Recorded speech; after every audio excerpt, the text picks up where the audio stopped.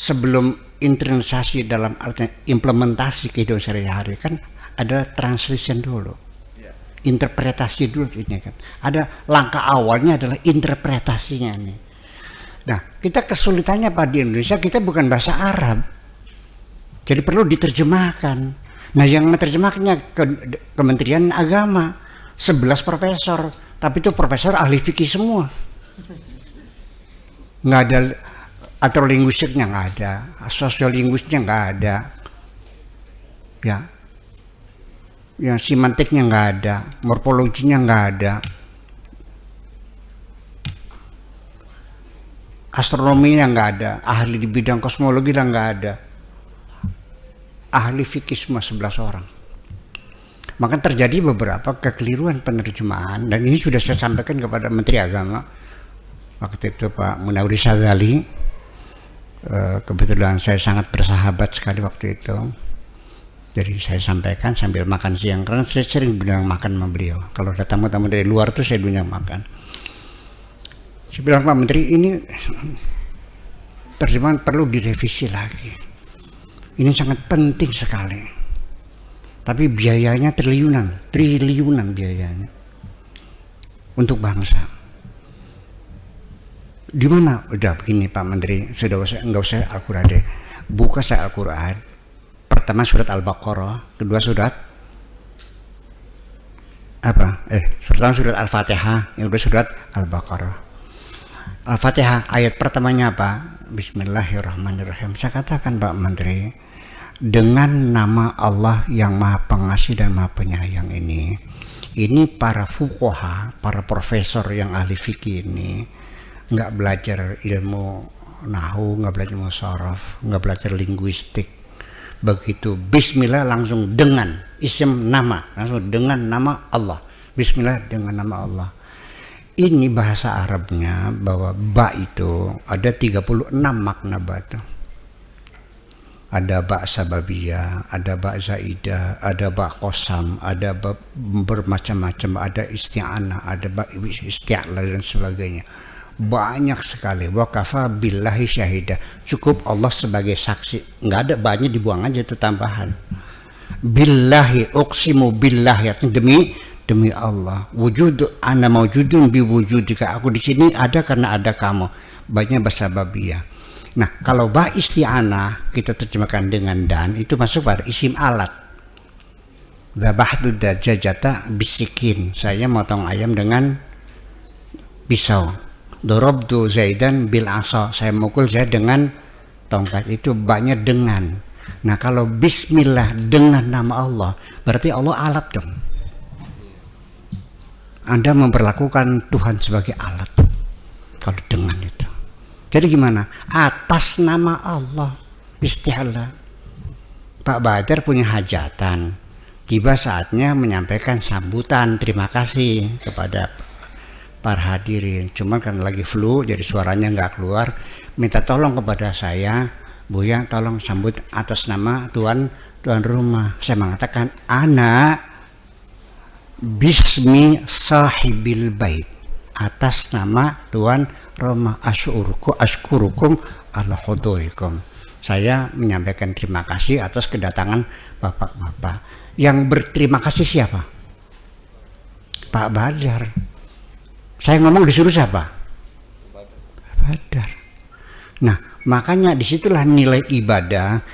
Kullu amrin dibalin la yubda'u fihi bismillahirrahmanirrahim fahu aqta.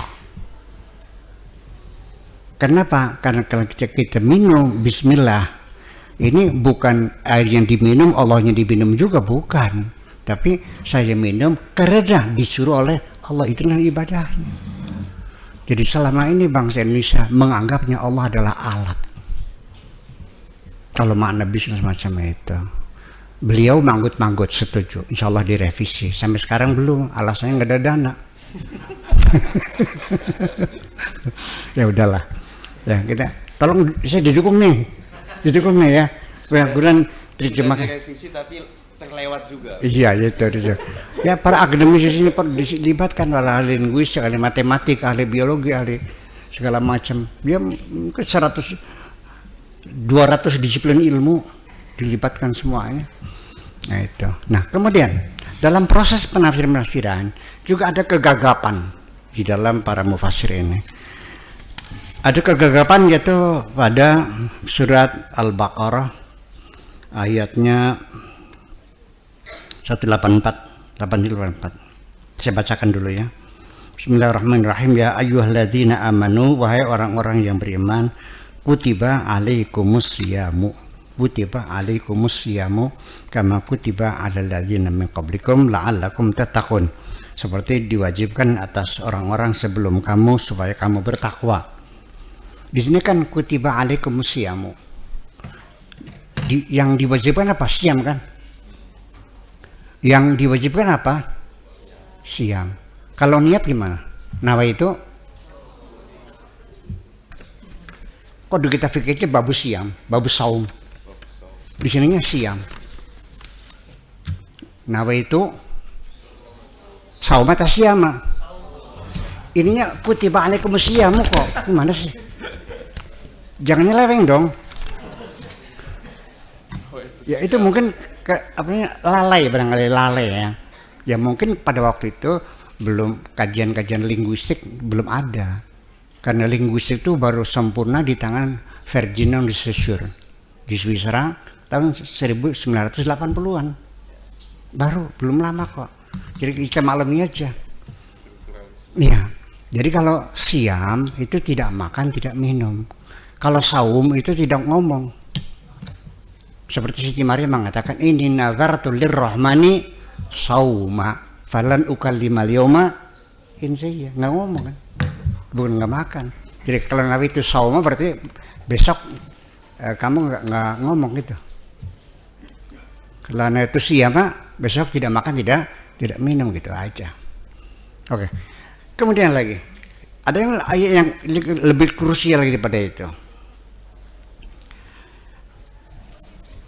Kutiba alaikum syiyam ayyama ma'dudat, beberapa hari yang terbilang.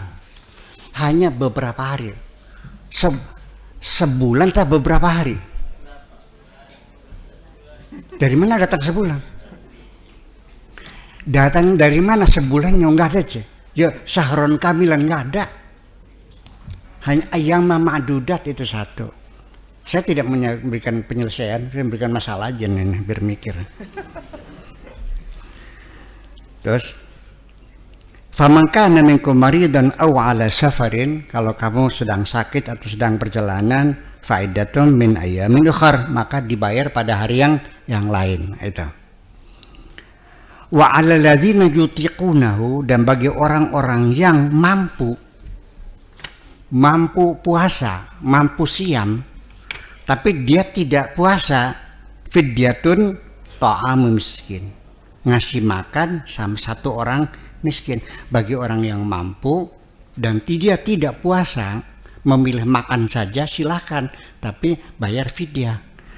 Bunyi begitu ini dapatnya. Tetapi kan, supaya sejalan dengan arus fikih yang ada, maka walladzina yutiqunahu, kata mereka gimana? La yutiqunahu, dikasih la. Setuju enggak? Jadi baru sejalan bagi yang tidak mampu. Yang tidak mau puasa karena sakit, karena perjalanan, silakan fidyatut ta'am. Ini kan dibelokkan berarti. Ini banyak sekali ayat semacam ini. Nah, terutama sekali la uqsimu bihadzal balad. Maknanya apa? Uqsimu maknanya bersumpah atau tidak bersumpah? La uqsimu bersumpah atau tidak bersumpah? Tidak bersumpah dong, aja. Enggak, ini maknanya uqsimu. Jadi lanya la zaidah. Ada la zaidah. Mungkin enggak kelalaian penulis Al-Qur'an yang sebetulnya lam taukid, la uqsimu, dipanjangin la uqsimu. Mungkin enggak? Tidak boleh kita berpraduga ke sana. Karena kita sudah masuk wilayah dogma. Ya, nanti baca yang marah nantinya. Nah, itu persoalannya. Sampai beberapa ayat-ayat sendiri sudah menjadi dogma bahwa terpelihara, tulisannya nggak ada yang salah, nggak ada yang tertinggal, tidak ada orang jahat yang menyusupkan ayat-ayat, nggak ada. Wa inna dalilnya apa? Dalil nakal, bukan dari tapi dari nakal. Ngerti dari nakal. Inna nahnu nazzalna dzikra wa inna lahu lahafidun. Sudah pasti berarti Al-Quran clear, tidak ada salahnya, tidak disusupi dan tidak ada salah tulis. Nah, ketika ada yang berbeda sangat fatal sekali, seperti firman Tuhan, Rabbana ajil lana qittana qabla yaumil hisab. Di naskah yang lain, Rabbana ajil lana faslana. Pernah lihat kan, faslana dengan qittana. Ketika kita tulis dengan transkrip zaman dulu, hampir mirip qitton dengan faslan, kan nggak ada titiknya sih. Itu sama-sama itu. Itu sudah kita dogmakan saja, sudah dua-duanya benar. Jadi ada kaidah-kaidah semacam itu yang tidak bisa kita langgar dan kita juga tidak berani. Saya juga tidak berani, punten ya. Saya sudah capek dikapir-kapirin. Dimurtadin. Saya suruh baca syahadat lagi katanya. Iya. Saya lebih yakin terhadap kebenaran Al-Quran daripada kamu ini. Saya lebih yakin dari kamu kok tentang Al-Quran ini. Iya, kan lucu jadinya. Iya, kayak sok tahu tuh. Jadi ini masalahnya semacam ini. Jadi banyak sekali persoalan-persoalan yang baru kita selesaikan. Nah kemudian sekali lagi dogma itu semakin membesar sampai kepada relevansi Al-Quran. Artinya apa? Relevan itu sesuai ya. Relevan di segala zaman, di segala tempat. Dan tidak boleh direvisi. Al-Quran tidak boleh direvisi, tidak boleh disempurnakan, tidak boleh dan tidak boleh. Pokoknya apa adanya. Ini yang jadi masalah. Sehingga hambatan terbesar, salah satu internalisasi nilai-nilai Al-Quran adalah, ini paling terbesar. Tadi itu kecil itu bang, masalah spelling dan sebagainya itu saja. Yang paling besar sekarang adalah bahwa Islam sudah sempurna. Apa yang ada di situ ya diamalkan dan pasti dijamin masuk surga. Perbudakan boleh, tidak dilarang. Itulah sebabnya kenapa pemerintah Saudi ketika melarang perbudakan, itu pun karena didesak oleh Amerika sebagai persyaratan untuk menerima bantuan teknologi dan bantuan ekonomi dan bantuan persenjataan. Saudi harus membebaskan perbudakan tahun 1960. Yang menjadi jomblangnya itu, mediatornya itu Adnan Khashoggi waktu itu. Didemo oleh para ulamanya. Negara raja kafir, kenapa mengharamkan perbudakan? Padahal Tuhan tidak melarang perbudakan. Oh, jadi begitu. Internalisasi mereka adalah perbudakan adalah untuk membangun peradaban manusia. Perbudakan diperbolehkan. Ngeri kan? Wa in khiftum alla ta'dilu fawahidatan aw ma malakat aymanukum. Boleh beli perempuan. Sampai Nabi meninggal perbudakan belum dilarang. Sampai raja-raja Umayyah dan Abbasiyah sampai di Spanyol mereka memelihara perbudakan. Ya, menyerbu negara orang lain. Umirtu an uqatilan nas hatta yaqulu la ilaha illallah. Ya, wa man fa'alu dzalika wa yaqulu salat wa yutu zakat wa man fa'alu dzalika asamu minni dima'ahum wa amwalahum. Kalau bau la ilallah selamat, kalau enggak dirampas menjadi ghanimah, dibagikan, kemudian lakinya dibunuh, perempuannya dijual, itu boleh. Ini kan mengerikan jadinya. Jadi banyak hambatan, termasuk di Indonesia. Kita juga mengalami ketika tahun 74 undang-undang pernikahan itu disetujui DPR waktu itu, diratifikasi dan diundangkan, di demo. Tahun 74 saya tidak menyaksikan, tapi saya sudah ada di Libya waktu itu. Tahun 74 saya sudah di Libya. Sampai meja DPR itu diinjak-injak, dibalik-balikin semuanya. Kenapa? Melarang menikahkan anak perempuan di bawah umur 16 tahun. Dari mana negara bisa melarang? Dalam fikih Islam tidak ada larangan. Baru lahir pun boleh dikawinkan. Apa itukah nilai-nilai Al-Quran yang akan diterapkan dalam kehidupan modern semacam ini? Anak baru lahir bisa dikawinkan. Kemudian dipaksa. Apabila anak penuh itu gadis dan walinya adalah wali mujbir, bapak kandung, maka punya otoritas memaksa, namanya wali mujbir. Suka tidak suka dikawinkan sah. Saya mau cerita ini tentang keluarga saya. Ibu saya mesantren dibawakan, pulang ke rumah di kamar ada laki-laki. Dia menjerit, siapa itu? Itu suami kamu. Artinya anak gadis dikawinkan oleh bapaknya tanpa diberitahu sah. Hebat nggak? Ini internalisasi seperti ini. Nah, jadi artinya kita masih banyak hambatan yang perlu kita selesaikan. Dan ini bukan kerja perorangan, bukan satu lembaga, tapi seluruh lembaga yang ada. Nah, ini. Jadi artinya bahwa Ibu sekalian,